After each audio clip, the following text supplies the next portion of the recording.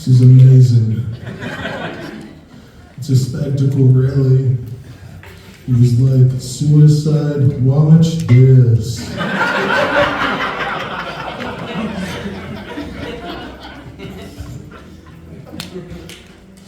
Funny story, I was actually born with an umbilical cord around my neck.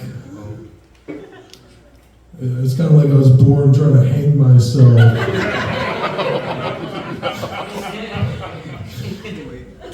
From my mom. Okay, folks, that's my time.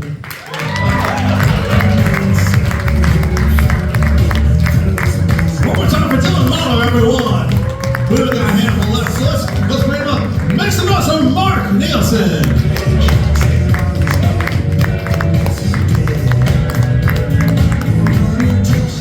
Yeah, I'm a handful, all right. That's what my mama always told me.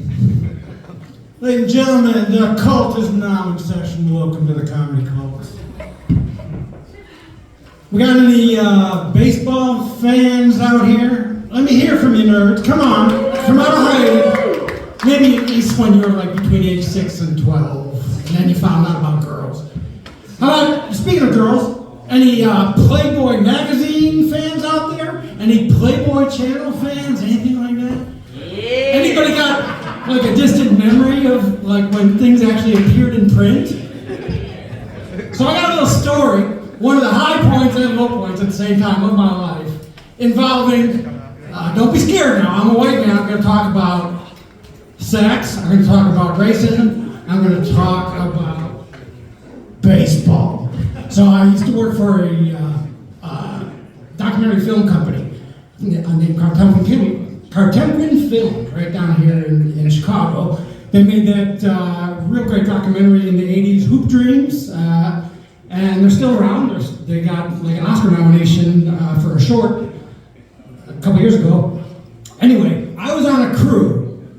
I was the boom operator on a crew where first part of the day, we go down to the Playboy building, and it's a two-man crew, and they're doing a little switcheroo where a pro baseball player gets to trade places for the day, or pretend to, with a Playboy photographer.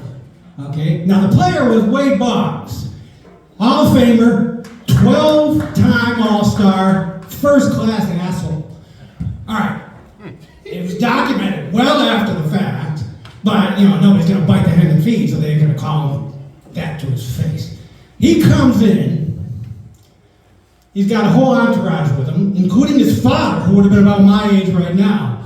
And I was like trying to picture, what did the older man say to his wife, who was probably a grandma?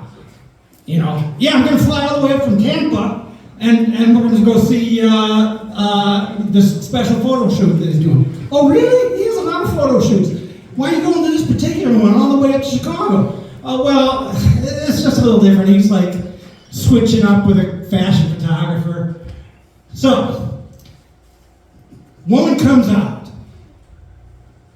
Just my type. I'm 22 years old. It's like my first serious job out of college. Until I had to get up in there a little closer with my boom mic.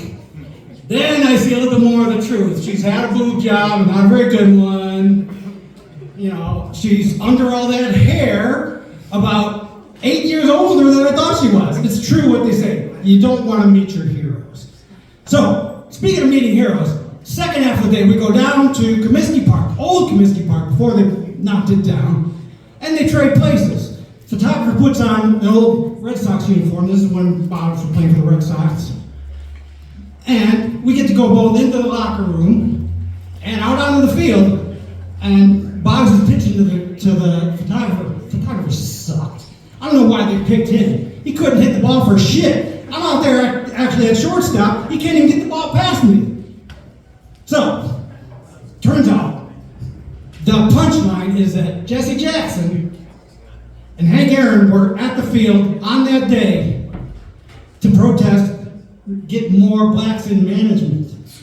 That night on the news here in Chicago, our story got twice as much time as the Jesse Jackson and Aaron story.